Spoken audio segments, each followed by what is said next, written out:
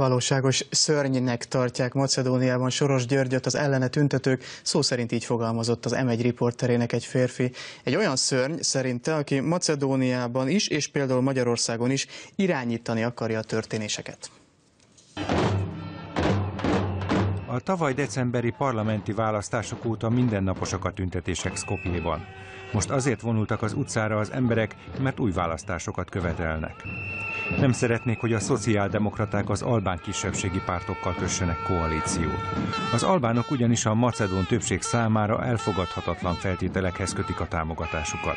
Például azt szeretnék, hogy legyen az albán hivatalos nyelv az országban. A megmozdulás egyik szervezője arról beszélt, hogy Soros György a szervezetein keresztül befolyásolja Macedónia belpolitikáját, és arra törekszik, hogy megossza az országukat. Ő egy szörny. Nem csak a Macedóniában történtekért a felelős, hanem a világban szinte mindenhol történtekért. Magyarország egy másik jó példa erre, hangsúlyozza Boris Damovszky. Sutus József 3 évtizede él Macedóniában. A vajdasági magyar férfi azt mondta, azért nő a Soros szervezetekkel szemben az ellenállás, mert olyasmit akarnak rákényszeríteni az országra, a kormányra, amelyek idegenek a macedónok hagyományaitól, érdekeitől. Amit szeretne látni, hogy ebben az országban ne legyen nemzet, ne legyen történelem, ne legyenek hagyományőrzések, ne legyen a nyelv kultusza. Tehát egyszerűen valahogy olvadjunk bele ebbe a nagyvilági folyamatokba. Az elmúlt hónapokban az Állítsuk meg Soros működését nevű civil szervezet is utcára hívta a híveit. Soros tűnj el Macedóniából! Nem a Soros kormányra. Ilyen táblákkal tüntettek Soros György macedóniai befolyása ellen a balkáni országban márciusban. Az Állítsuk meg Soros működését nevű civil kezdeményezés társ alapítója a Híradónak azt mondta, bizonyítékok vannak arra, hogy a milliárdos beavatkozik a macedón belpolitikába.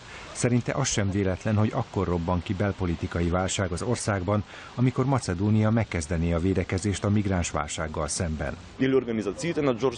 A Soros Györgyhöz köthető szervezetek destabilizálják a balkáni migráns útvonalon fekvő országokat, Törökországot, Macedóniát és most legújabban Magyarországot.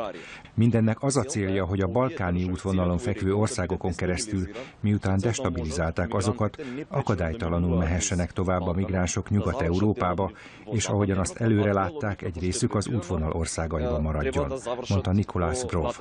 Macedónia köztársasági elnöke az M1-nek adott interjújában arról beszélt, hogy a balkáni állam ügye téma az Amerikai Egyesült Államokban is. George Ivanov hozzátette, különböző civil szervezetek és kongresszusi tagok is foglalkoznak ezzel az üggyel. Az államfő ugyanakkor hangsúlyozta, a közösségi média által közvetített álhírek egy alternatív valóságot teremtettek Macedóniáról. A közösségi média táptalaja az álhíreknek, amelyek egy alternatív valóságot teremtenek. És mi áldozatai vagyunk ennek az alternatív valóságnak, ami azoknak a macedón civil szervezeteknek a malmára hajtják a vizet, amelyeknek a tagjait például a Soros György által létrehozott hálózat támogatott. Úgy gondoljuk, hogy az amerikai adófizetőktől érkezett források egy részét arra költötték, hogy erőszakos akciókat vigyenek véghez, mint például a panaszirodán felgyújtása. Bár a szervezetek erre azt mondták, hogy a gyújtogatás a demonstráció része volt. Az ügyben azonban vizsgálatot indítottunk, mondta George Ivanov.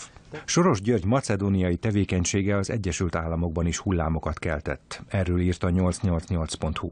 Az internetes oldal szerint a kormányokat felügyelő szervezet, a Judicial Watch beperli mind a külügyminisztériumot, mind pedig a kormányügynökséget.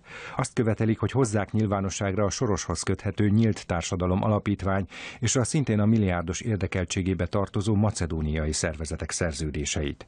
Ugyanis erős a gyanú, hogy Soros György befolyásolta a balkáni ország belpolitikáját, sőt az is előfordulhatott, hogy a milliárdos állam macedón kormány bedöntése mögött. A macedón elnökkel készült teljes interjút fél 9-től láthatják majd itt az M1-en.